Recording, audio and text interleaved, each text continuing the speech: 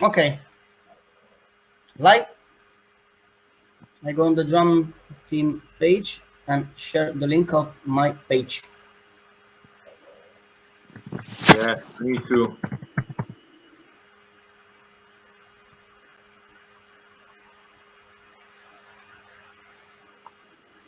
Ok, c'è già una persona connessa. Done. Chiunque tu sia, visto che non vedo il tuo nome, benvenuto. Benvenuti a chiunque si connetteranno. Oggi li vedi tu quelli connessi. Sì, Quanti? sono già due. Ragazzi, mi raccomando, prima che iniziamo, non siate timidi, come ho scritto nel post di prima, fate domande. Mi raccomando. Ah, c'è Edoardo. Ciao Edoardo. Yeah. We have a really talented Roman guitar player connected now. His name is Edoardo Taddei, and me and David play both with him in two different bands. Yeah. We can Nice. we can consider him a little Jason Becker. Yeah, I will yeah. send you He's a beast on the guitar. Ok, cool. Ragazzi, benvenuti a tutti a questo Drum Talk del sabato. Oggi siamo in compagnia di un ospite veramente speciale, Jocke Wallgren, how do you pronounce? Yeah, Wallgren is fine. Wallgren, Jocke Wallgren degli Amon Amarth. Ragazzi, quindi fate domande, lui è assolutamente a nostra e a vostra disposizione. Esatto. Quindi, vai. So, first of all, thanks for being with us, Jocke. It's a great pleasure for us to have the Amon Amarth drummer here at Drum Team for this live. So, Thank you for having me. the first question is how your journey with the band began. It was back in 2016. Well, actually, it started in 15 because their previous drummer, Frederick, he left the band, and I did 2 drum videos, like covers on YouTube of Amon Amarth songs because I wanted to take my chance. And then I didn't know how to reach the guys, so I asked my guitar player from my old band, Valkyria, to reach out to Amon Amarth guitar player Johan Söderberg. So he sent him those links to my videos, and Johan said, "Yeah, he seems like a good drummer, but we're gonna try someone we already know, right?" Mm-hmm. So they recorded the Joms Viking album with Tobias from the Vomitory and Cut Up. And for different reasons, Tobias couldn't do the touring that is needed for this band. So they asked Tobias, do you know a drummer who is really good and who can learn the songs really fast and who's a solid guy and, you know, not a fool or anything? So, and I known Tobias for several years because we met on different festivals with my old band and everything. So he knew that I could play, and Tobias said, "Yeah, look at Jocke, he's a good drummer." So they looked me up on my YouTube, and yeah, they recognized the videos that Johan previously saw already. So they were like, "Yeah, cool." And then they sent me an email and called me. So that's pretty much how it goes. I didn't really do much, but they found me anyway. So I'm really happy for that. And which songs did you play for Amon Amarth on your YouTube channel? I played, oh Jesus, I think I played Runes to My Memory and also Free Will Sacrifice, I think. So I wanted to show them that I could play fast, as in Runes to My Memory, and also like mid-tempo song as Free Will Sacrifice. So. And then we had like an audition. They came to my place, and I had to play. On the first meeting, I had to play 3 songs: Twilight of the Thundergod, the most famous. Yeah, the most famous, yeah. And As Loki Falls, I think, and maybe Death in Fire too. I'm not sure, but it was like one slow song, one mid-tempo, and one really fast one. Yeah, yeah. So they could check you. You could cover every kind of stuff. Yeah, pretty much. Yeah, the kick drums and the feeling of the tempo and like how I play with the metronome and everything. So that was cool. And then we had a second audition, and then I had to play 10 songs, and then we had a third audition, and then I had to play 24 songs. So it was Wow. like Ooh. everything within, let's say, 40 days. So I had a lot of practice to do, but it was cool. It turned out really well, and they decided to bring me, and then from there it goes, Okay, so the band wanted to be sure that you can face a complete show. That's why on the third audition they asked you to play 24 songs. Yeah, exactly. Yeah. So those 24 songs were pretty much the ones they wanted to have for the, I don't know, the song bank pretty much for the next tour that we did. So they could switch songs in between sets and everything. So, and yeah, I learned it, and the tour was really successful, and we did really well. And I think I did really well as well. So after 4 shows, they really decided like, yeah, this is the guy we want to have. And 3 months later, we announced it officially. So that was pretty cool. Very good. Okay. We could imagine auditions, all the discography. Yeah, exactly. Yeah. Please learn 10 records, 11 records. Yeah. Yeah, 5th auditions, the demo tapes. Oh yeah, that would be horrible. We have a friend of us, Mario Sacchetti, wrote, Jocke, I hope to see you soon in Italy. And then we have Edoardo that he has 2 questions for you. Yeah. First is, how did you came up with your drum style and what are your main influences? I have to answer the second question first, because I'm really influenced by power metal. That's pretty much all I listen to and all I play, I always ended up in a black metal band normally, so I know how to play fast and everything, but my heart lies within power metal. So my influences from there is, drummers of Gamma Ray, Ed Guy, Masterplan, Halloween, pretty much all the German stuff. And then we have Caledon, of course, and we have Rhapsody, and we have Stratovarius and Nocturnal Rites, the 90s era of super solid power metal. Yeah. And yeah, the 80s, of course. But then it's from there my style. I would say style because I don't feel like I have a specific style, because for me it's just the way I play, But people say, yeah, you play like this and you play like that, and I just have to like, okay, cool, I'm happy you think that way, but I wouldn't say it's a specific style. For me, it's just basic drumming, and I'm happy that it took me to the point where I am today. But I was really into Joey Jordison when he played in Slipknot. So some people call it the Mike Portnoy feel, and I call it the Joey Jordison feel. When you do 4 hands, 2 feet, 4 hands, 2 feet. So that's basically my signature, I guess, nowadays, because I pretty much imply it everywhere. And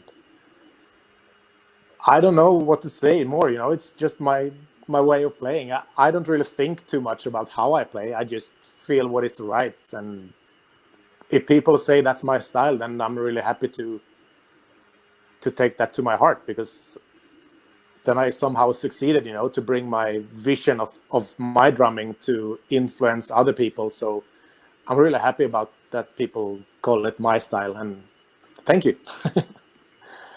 Okay, and he also asked you a second question. Okay, in your opinion, how social network and media, the social are important for a modern musician? Yeah. Do you mean how important it is? I don't know, man. I guess it's pretty important now, especially now, since no one is able to play live. You know, you cannot show off on stage, and you cannot, I don't know, do drum lessons in real life, and you cannot do anything like that. So right now, I would say it's pretty important to keep the interest of you really high, because if you don't do it, then they won't forget you, but you will be less attractive. You know, you have to always stay on top of the food chain, pretty much. So I would say it's really important, and there are so many ways you can connect with fans. You know, you have the Instagram, you have Facebook, even though I think Instagram is probably bigger for individual musicians. And then I have YouTube, of course, and I don't know, Twitch. People use Twitch to stream live as well. So I think it's really important to be able to handle all of these platforms, to be able to, I don't know, survive. Maybe that's the wrong word, but I think that's pretty much how you should think of it. You know, you should always be prepared to take the extra step to show off and to show, I don't know, you can just do videos of, okay, this is how I play with my hands, and then you show, I don't know, a paradiddle really fast, you know, or make a 20-minute video of how your pedal settings are. I mean, just do something to keep people interested in you. I think it's really important now. Yeah, and what about Twitch? Because I know is more used for gaming, not for music. And you use it for gaming, music, or both? I right now just use it for gaming because that's pretty much I had the energy to do. Where my drums are, it's like a separate house. It's like a big house with 35 different studios, you know. So and that house does not have Wi-Fi, so I cannot do Twitch from there, because I would have to use my mobile data, and it wouldn't be as good quality as I want it to be. And that's the reason I don't play drums on Twitch, because it's not gonna be very good. But yeah, right now I use Twitch for gaming, mostly because it's fun, and not that I'm a good streamer or PlayStation player in any way, but I just think it's fun because then I can just sit at home and do what I think is fun and just connect with some fans. At least, you know, it's some kind of interaction, but it doesn't have to be drums all the time. It can just be, okay, if someone wants to play with me, then let's go playing, you know. And I did it yesterday with some guy from Diego, is his name, from Los Angeles. So he was just on my Twitch channel watching me play, and I say, hey, if you want to play with me, give me your ID and we can play. And we ended up playing for 2 hours together. You know, it's just another way of connecting with your fans, and not just drums, more of a personal level, you know. So I think it's really important to do that as well, so people know you're still human and not just a drummer. Yeah, totally agree. I agree. Yeah. Yeah, and it's fun to learn, get to know people from other areas as well. I mean, Los Angeles is pretty much the hometown of for Amon Amarth in United States. So I don't know, maybe next time I come there, I can just hang out with this guy and have a beer. You know, it's just making friends as well. Very good. Very good point of view. Ragazzi, come sempre ricordo a tutte le persone connesse di fare domande, Jocke è qui per voi. Ho fatto la prossima domanda, David? Sì, ok. Vai. Okay, Jocke, over the years, how your drumming evolved towards the band? You mean the years in Amon Amarth? Yes. Well, first, when I started with the band, first of all, I've been a fan of the band since, I don't know, 2006, 2007 or something like that. So I pretty much have all their discography, and I know the band, what it's all about, and I know the drumming style, because Fredrik, the previous drummer, was a big influence for me when I started playing. So first of all, when I started in the band, I had to like make sure everything was right, and I was just playing it as the songs were, as songs were written from the beginning. But then I started to not change the structure or anything, but like change the feeling towards my own personal preference instead. So I took the songs more to my heart and made them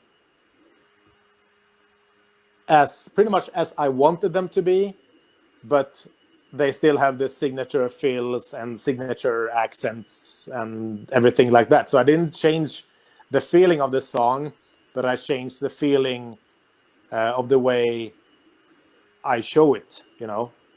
So I play my version of the song, but I still keep the essentials of the song pretty much.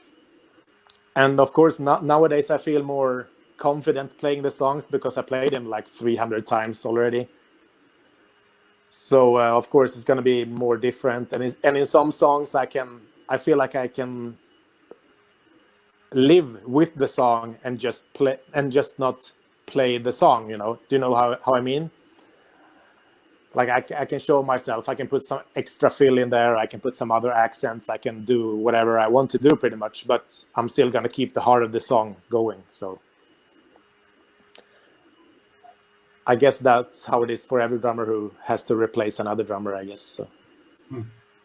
Yeah. Okay. We have a comment from Chrissy. She wrote, Jocke is a machine as well. I've seen him grow in drumming year after year. His dedication is amazing. He works super hard. Bravo. Bravo. Thank you very much. I appreciate it. Okay, yeah, I try. We have another question from our friend Michele. I have to read and then translate because it's in Italian. Yeah. Allora, Davide ci scrive: Ciao a tutti. Come vede la risposta del pubblico nelle differenti nazioni in cui ha suonato live con gli Amon Amarth? Okay. How was the reaction in the different places you played with Amon Amarth? Is different? Did you notice some differences, or more or less was the same? Do you mean from like country to country difference? Yeah. I don't know, man. It's really hard to say because most of the time when I play, I'm just focused on playing the right song in the right way, you know. But of course, you can see the difference in the audience from country to country. I mean, if we play, let's say we play in Germany, right?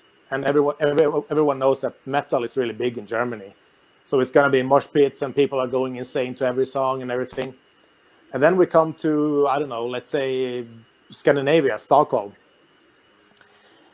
And then people are more like, very silent. Well, not silent, but they are more still, you know. They stand at their place and they clap their hands after every song. And of course, it's going to be mosh pits and everything. But let's say Europe,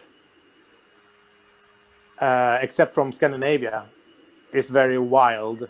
And then we have Scandinavia, and that's pretty stiff, you know. It's very well done, and then they clap your hands, and they expect more of you pretty much all the time. Meanwhile, if we go to South America, where we have Chile and Argentina. I mean, Brazil is super cool to play in, and all the countries are. But then you come to Chile and Argentina, and it's just another level there. You know, everyone wants to show everyone else that they are the biggest fan. You know, so it's, let's say you have 4,000 people in Santiago, Chile, and everyone wants to prove to the rest of the crowd that they are the biggest fans. So it's going to be like an internal fan war, you know, that everyone wants to prove themselves bigger and better. So that's really crazy. I think the most crazy audience is probably in South America and Mexico. Yeah. I love playing in those Latin countries. It's such a difference. Yeah. I have great memories about Central and South America. Yeah. So, My next question is, Amon Amarth songs are very physical from the drummer's point of view. Do you have a specific routine for your practice? Nah, not really. I mean, I know how to play, of course, and I know how to implement my physique into playing. But to get that physique, I do different stuff. Like I go jogging, I go with my inlines for 15 kilometers. I really try to keep my physical stamina really high all the time, especially when I practice for a tour or so. Okay. But I have to keep it up all the time, because if I lay down and just relax for a month, then it's going to be really hard to get back to drumming. So I do that besides of drumming. And when I practice my drums to get to be able to hold that stamina for 90 minutes, then I just play the show that we're supposed to play. Let's say we're going to play, I don't know, 16 songs, right? And then I play those 16 songs 2 or 3 times every time I practice. So I know that I will be able to play at least once, you know? Okay. It's really, yes, it is physical, but if you feel like you're getting tired, let's say we have a Twilight of the Thundergod, right? That song is it's just kick drums all over the place. So that song is, let's say it's 4 minutes pretty much. Then my goal is to play in that tempo consistent kick drums for 6 or 7 minutes. So I will always have some extra minutes of energy in my back. So I know I will not get tired after 4 minutes, you know. I will always be able to play the song and then get tired. So I always have some extra energy. I always practice to have some extra energy in my back. And which is the BPM of Twilight of the Thundergods? 190, 180? 191. 191. Yeah. So it's not super fast, but it's really consistent, and you have to keep playing it consistently throughout the song. Otherwise, it's gonna sound like a popcorn machine, you know. Yeah. It's an extreme power metal song, we can say. Pretty much, yeah. Okay. Okay, so your advice is practice, and take care of your health and body. Yes. I mean, practice is of course, it's like the basics 101. You have to practice to maintain and also to get to the point where you want to be. But also you have to practice more than you need to play. So as I said, if I have to play kick drums for 4 minutes in a specific tempo, then I will always practice so I can reach 6 or 7 minutes. Because what happens if I get tired after 3 minutes, you know? You have to always be able to play more than you have to. That's my tip. That's my advice. Okay. I don't know if it makes sense or not, but I always try to play more than I have to be able to play what I'm supposed to. Basically is to put yourself, we can say, in difficult to get better and better. Yeah, absolutely. Totally agree. Okay. We have a question from Nicola Pedrali. Nicola is an Italian metal drummer, a really great Italian metal drummer. And he said, "Hi Jocke, how do you manage your drum kit during a tour, and how do you feel before each concert? Thank you."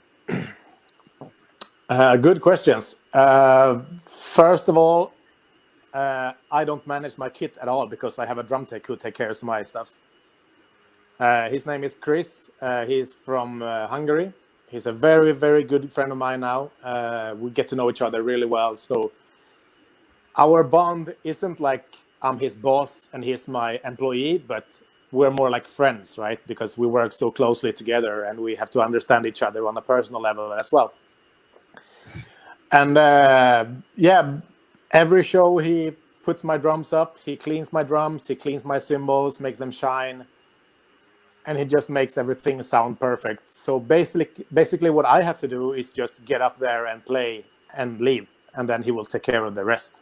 So I'm very spoiled like that, because he makes me sound good, you know, with tuning the drums and making everything look perfect as well. Before a show, how I prepare for a show would be, first of all, I would hydrate a lot. I drink a lot of water during the day. It's really important, especially if you go to the summer festivals, because it's going to be very hot everywhere.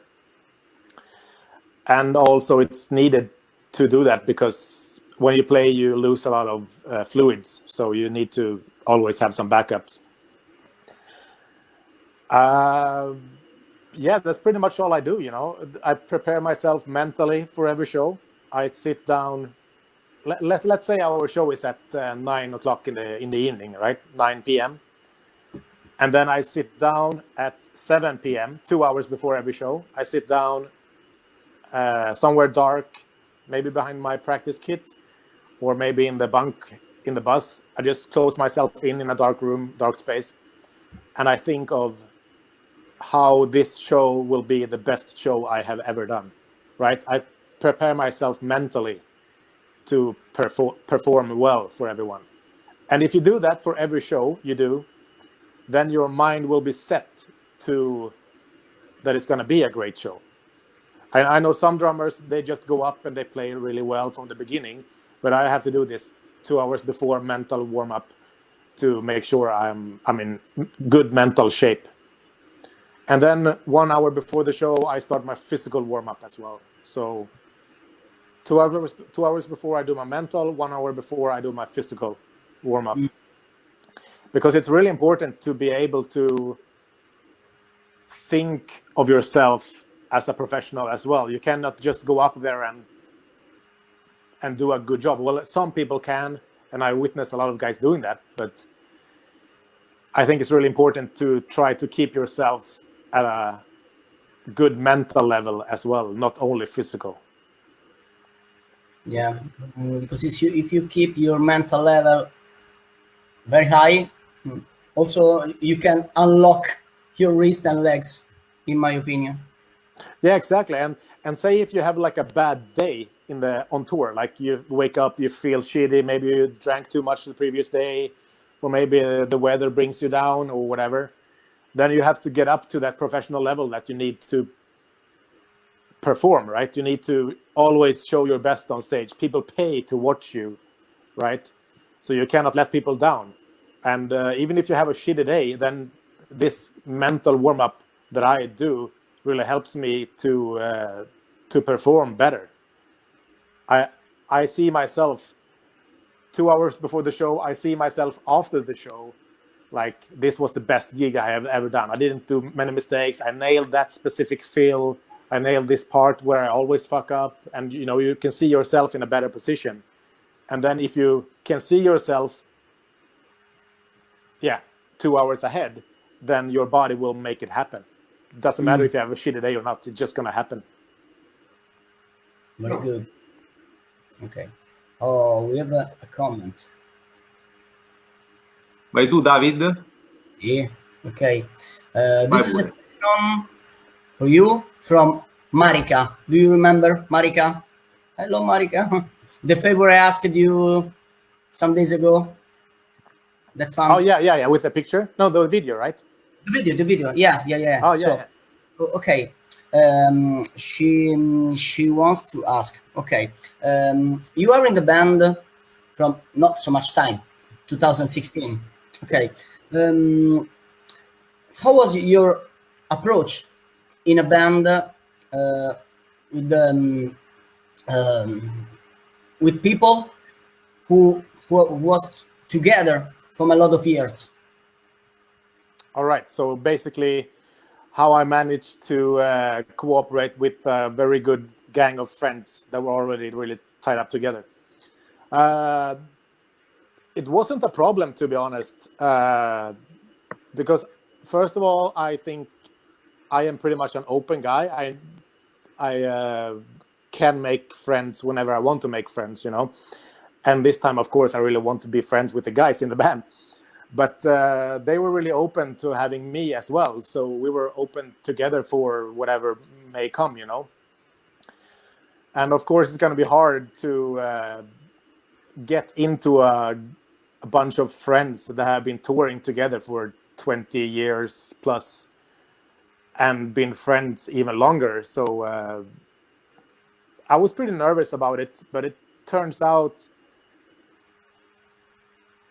really well in the end, of course. But it wasn't really a problem because I wanted to learn, how it was doing these kind of tours. Like, what do you do during the day? How do you prepare? How do you live this big tour life? Mm-hmm. And they were really helpful. They helped me, show me the ways of understanding the business, understanding the band, understanding the people in the band. So they really helped me a lot. They were really helpful with everything, pretty much. And like, what do you have to think of when flying to this country and to this country? So every small aspect to even the more obvious things, they helped me with everything. And of course, I wasn't helpless. I have been doing a lot of touring before. I played in Amon Amarth, but these guys just didn't think of me as a newbie. They just thought of me as a guy who wanted to learn, and they were eager to learn, to teach me, So it wasn't a problem in any way, even though they were nervous of it in the beginning, of course, because I was just a new guy. I could be, I don't know, what would happen if I would be like an idiot, But we got together really well, and we came along really well, and we started doing things during the days really well together. And they showed me like, okay, you haven't been to this city, let's go to this monument, and they showed me places in every city. And they made me feel very welcome and at home, pretty much. So that was I'm really grateful for that. So you felt a part of a family from the beginning, we can say. Yeah, totally. Yeah. Okay. Not so usual. No, I know. It's I feel kind of spoiled in that way too, that they really wanted to help me, and I'm really happy about that. Okay. So, next question is from Chrissy. She asks, with all the pandemic issues, do you think touring will resume to what we used to know as normal? How will you adapt if it doesn't? That's a good question. Yes, I think everything will be back to normal, hopefully before the summer next year. You never know. Some countries doesn't handle this pandemic as good as they should. But I think we probably will get back to normal. And I think the bands all the bands now, of course, they're really eager to show people once again what we can deliver, like every band is really looking forward to playing again. And I think the fans also are really hungry to see bands play again. Even though next year is probably going to be, I don't know, all the bands want to go touring, so it's going to be a lot of bands to watch probably for the next year for the fans. So I just hope that people will have the money to go to the shows they want to go to, because this pandemic does not only affect the bands, but it affects people. People get unemployed. They don't have as much money as they are used to. So next year, when hopefully everything is back together, there's going to be a lot of touring for all the bands. And I hope that people will have the energy to go to all the shows they want to, and the money, of course, because it's going to be a lot of shows to attend. There is another question from our friend, from a friend of us, Graziano. Ciao Graziano, benvenuto. Yes. Okay, the question is, what do you think about the Italian metal scene? That's a good question. To be honest, I'm not really familiar with the Italian metal scene. I know some of the bands, like I mentioned before, like Rhapsody, of course. Well, I don't know if it's Rhapsody of Fire or Luca Turilli's Rhapsody now. I'm a bit confused. Rhapsody.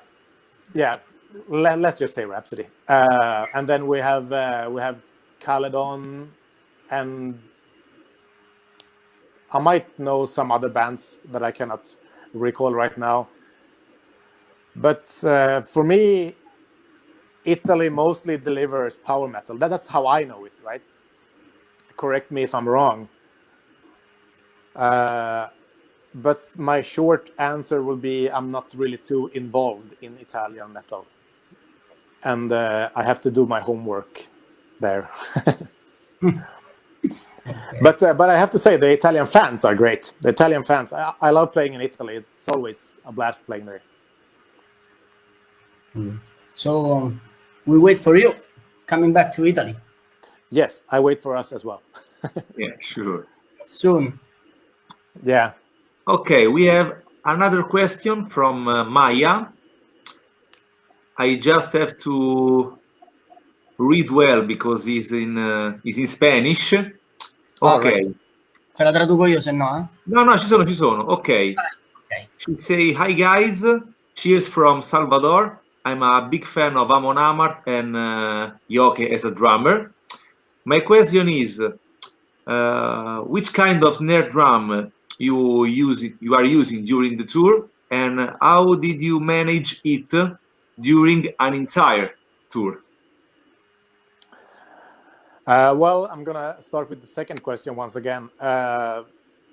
I don't manage it. I don't do anything with it during the tour. That's my drum technician who takes care of my stuff.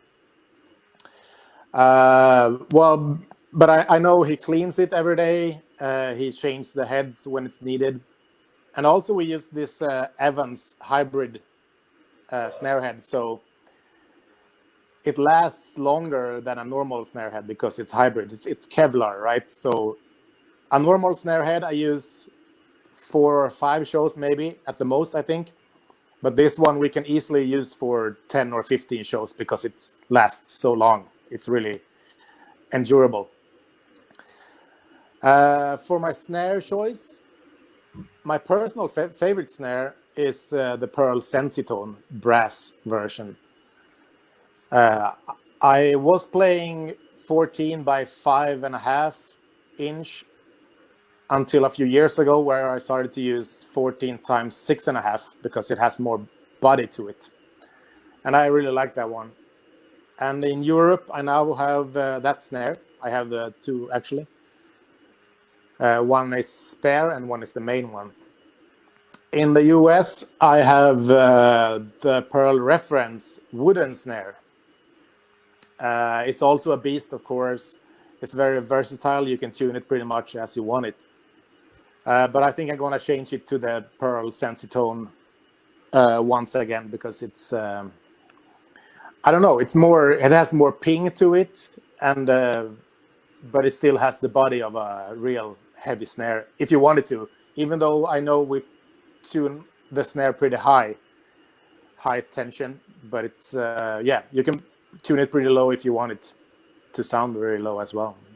But yeah, Pearl Sensitone. Check it out. Okay. Okay. We have Alex from Caledon, the guitar player, mastermind. Yeah. Hello. Very good. So, okay. Alex is releasing now his first solo album, and I think the first single is just out, so you can hear it on YouTube. Oh, nice. I will check it out. Correggimi qua se sbaglio, Alex, ovviamente, o se vuoi puoi anche linkarlo nei commenti, Alex, Vai tu alla prossima domanda, big fan dai. here. Okay. Next questions. What do you think about the evolution of the Scandinavian metal scene during these years? And are there any new bands that you like? Wow, the evolution. I don't know, man. I mean, it's really hard because some bands that started in the 90s, maybe even early 2000, Some bands have grown bigger and bigger, like Amon Amarth, In Flames, Dark Tranquility. We have all those bands, right? The evolution in general, I think, is the sound of it, because in the beginning everything were more, I hate to use this word, but it felt more honest. The production felt more honest, and the old school, we can say. Yeah, pretty much. Yeah, it was old school. And nowadays everything is really polished. When you look at the production, when you listen to a record and you hear everything is perfect, So, and for me, I like it. I like it a lot because it makes everything more clear. It still has the feeling to it.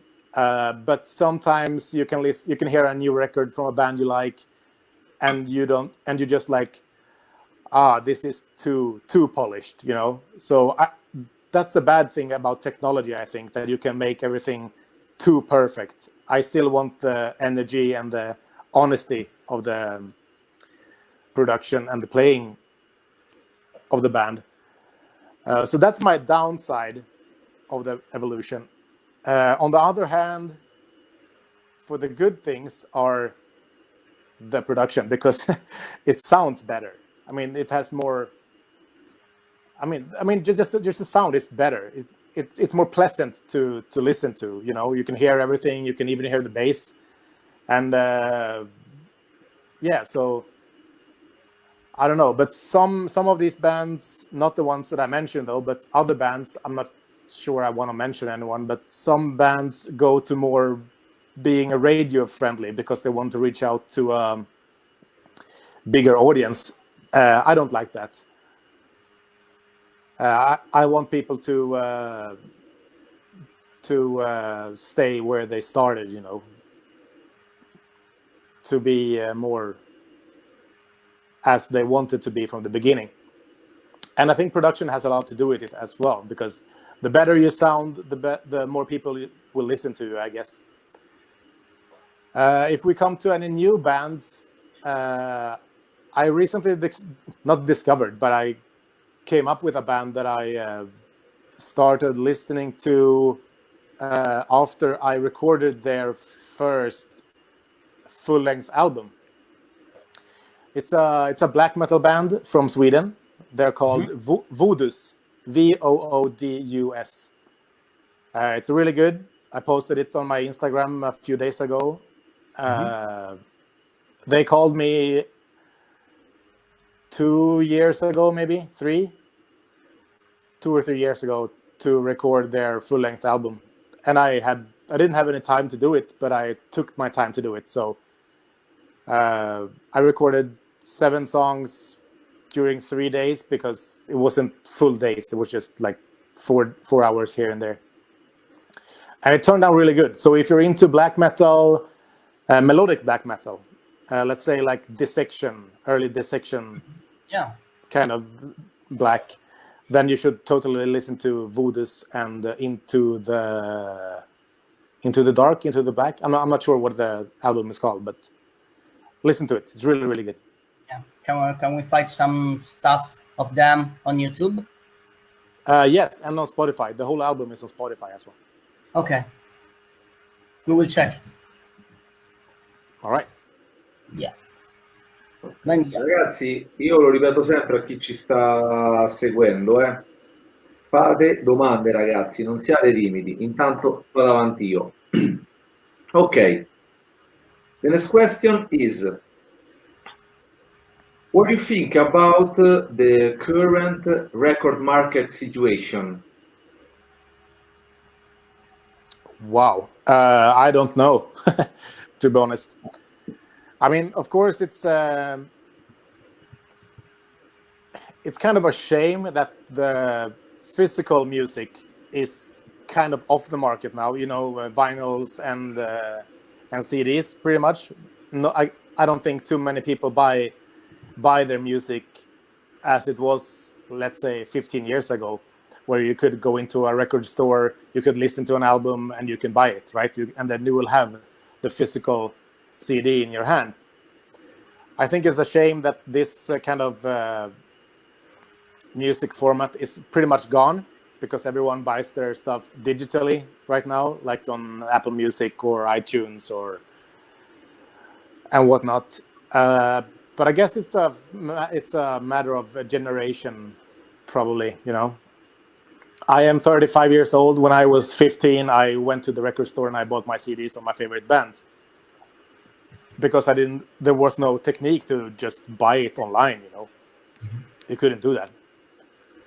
So I miss that, but technology will probably bring some good with it as well, because now you have the opportunity to listen to whatever band you want to listen to just with one click. You can just go to Spotify and you will have all the bands in the world in front of your face, So of course it brings some good to it, but I wish people would buy more actual CDs, because that gains more of the band than listening to it on Spotify. But on the other hand, if people have the opportunity to listen to more free music, then they have more money to spend on merchandise, which is probably even more beneficial for the bands. So it's a give and take, I guess. Okay, so you think that a new way for the bands to make money in the future will be sell more merchandise than CDs? Yes, due I to think so. the digital market. Yeah, I think so, yeah. Okay. It's great because during the last years we saw that the vinyls come back to the market and people start buying a lot of vinyls than CDs. Yeah. But still the digital market is stronger than the physical. Absolutely, yeah. I mean, it's really cool that vinyls are back, but it feels like an outdated format, It's you have to have a specific player for that one, and you just can't put it on if you're on the bus, You cannot bring your vinyl player to the bus. So that's why the digital market is probably stronger, because people want to keep mobile. So we have Giuseppe Orlando connected, the guy who recorded the last CD of Astrophobos. All right. And he's also the drummer of Inno, and he was the drummer of Novembre. All right. So nice. And he's one of the best metal producer here in Italy. He's a great sound engineer. Yeah, that's cool. He produced most of the Stormlord albums, from the second one to the last one. All right, that's amazing. Davide, abbiamo una mega domandona commento del buon Frank Marrelli. La lascio a te, vai, tanto è già in inglese. Sì, che non riesco la devo vedere tutta. Ok. La vedi? Non tutta, aspetta. Very, very long question. We try to... Cioè, intanto leggi quella sotto tu, quella di Gianluca. Ok. We have a fun question from Gianluca. Gianluca is a drummer from Rome. He plays in the band Aborim. And he said, "Hi Jocke and hi to the drum team guys. Great interview. A purely drumming question. How long did it take you to grow a bird like this?"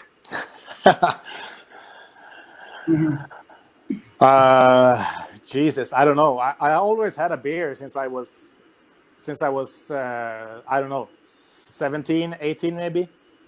So I don't know, maybe it took a year to grow it to this length, and then I just kept it, I guess. So I don't know, give it a year and you will have the same, I guess. Okay, we need a YouTube tutorial from Jocke about how to grow a wonderful bird. But we carbonara with that bird. Yeah, the secret though is to maintain it. So you need to wash it, you need to have balm, you need to have oils and everything. So, but it's the same way you take care of your hair, you do for your beard, I guess. Ok. Yeah, totally.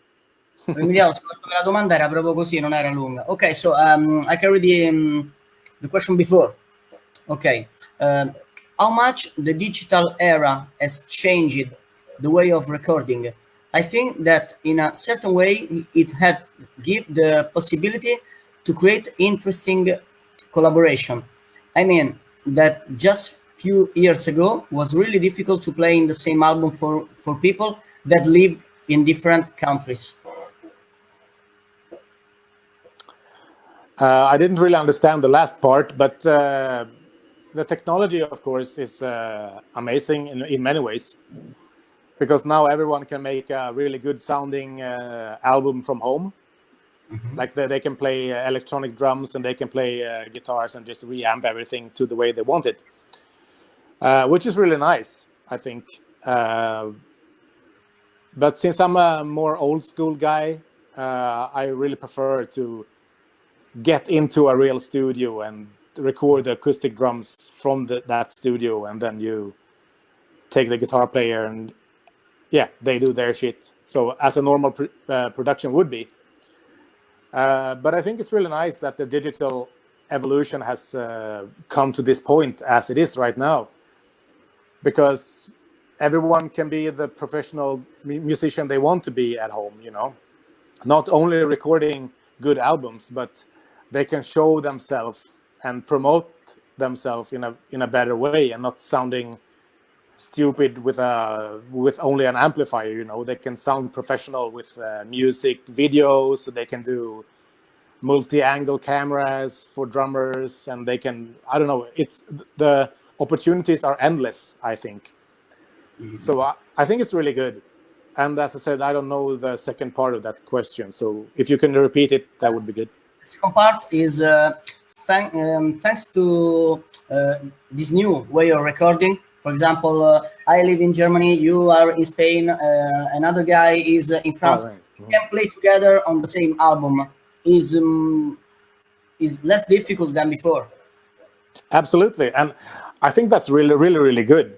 I mean, we have. I have done it many times now that people want me to record an album for them, or just a song or a few songs, and I say, sure, send me the guitar tracks, and they send it to me, and with a sketch of how they want the drums to be, pretty much, and then I play it and record it at home, and I put my own touch to it, and I send them back to the guys, and then they will send it to someone who mixed the drums, the entire production, and then all of a sudden we have a full CD, and we have never met. It's amazing.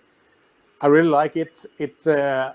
Well, of course, it shows a way to collaborations all over the world, and this is only for the better.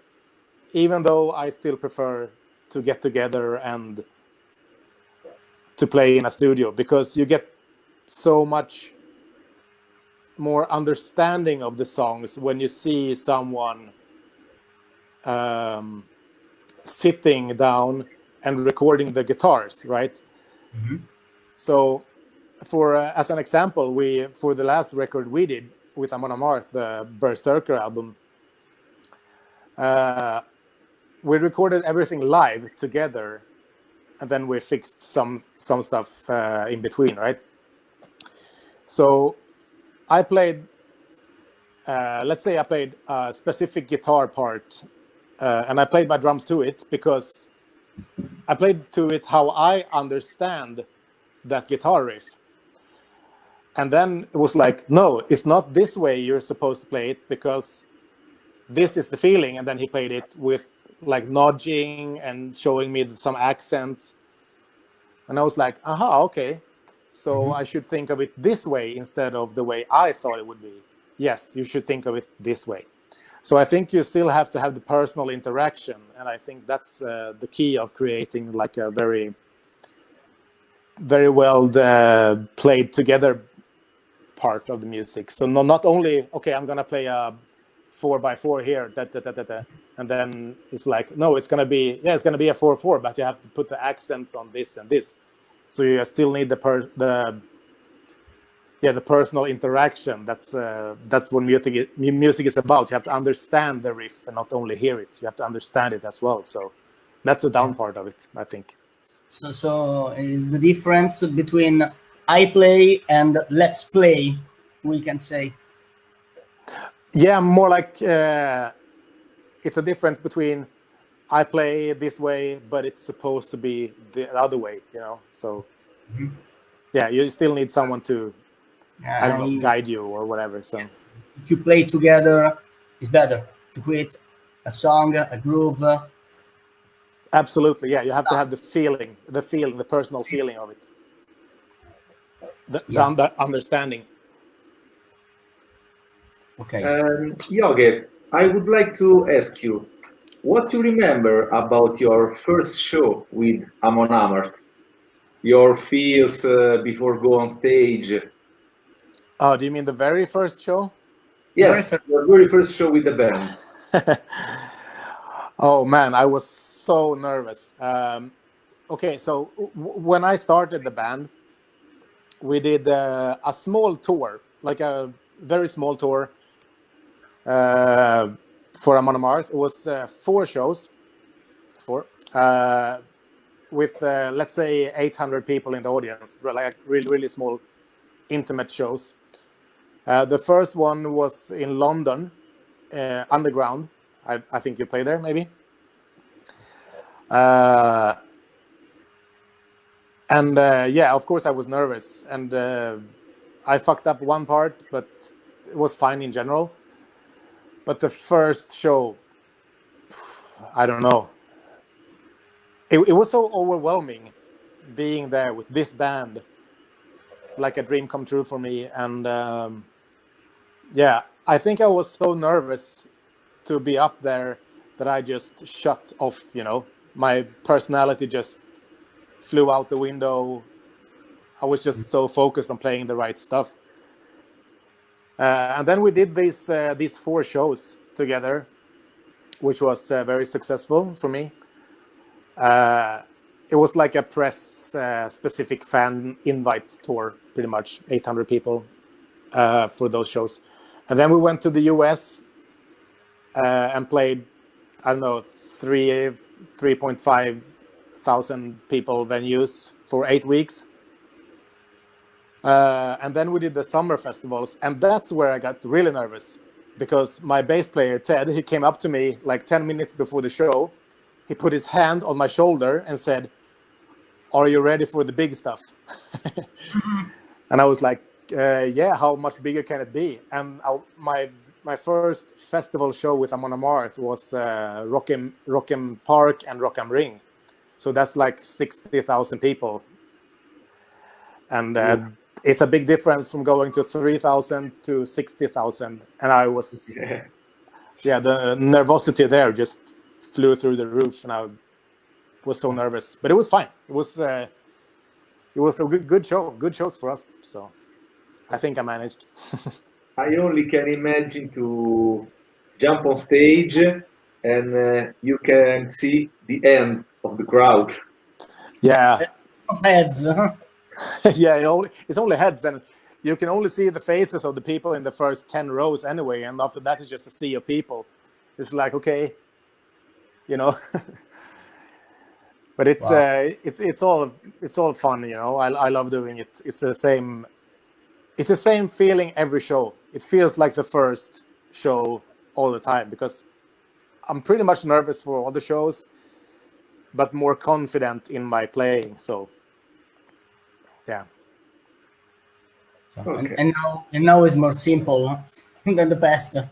Oh yeah, of course. Yeah, it's now I have every song in my back now, so I can pretty much just close my eyes and enjoy the show, and put my personal touch to it. But it's still, the moment before you go on stage is like, it's still very nervous, because you never know if you have someone in the audience, or if it's gonna be filmed. How many cameras are there? How many photographers are there? What's the production like? You don't know from show to show. Even though I do know, but I shut that off before I go to the stage, because I want to focus on playing. And then, it's like, oh yeah, this is it. Oh yeah, it's a DVD today. Oh shit, I forgot it. It's yeah, everything can happen. Okay. Are you planning anything for the future with Amon Amarth after the COVID? We're gonna go back to touring, hopefully. But then we will see. I cannot. I know what's gonna happen, but I cannot reveal too much right now. Okay. Sorry. Oh, don't worry. It's okay. So we hope to see you again on tour. Yes, I hope so too. Io direi che possiamo chiudere, ragazzi. Va benissimo, ok. Allora faccio un ringraziamento prima a lui e poi ovviamente agli altri. Sì. So, Jocke, thanks a lot for being with us. It was a pleasure for us to have this amazing interview with you. Okay. Thank you so much for having me. Yeah, and stay with us after we close. 5 minutes. Yes, absolutely. And, ragazzi, grazie a tutti per aver partecipato alla diretta e per le domande. We would like to thank all the guys for the question and for being with us during this hour. We remember you that you can see the postcard of this interview on our YouTube channel, and stay tuned with us for more videos and more live streams. Okay? Have a nice weekend, guys. Thanks again, Jocke. Bye. Thank you. Bye.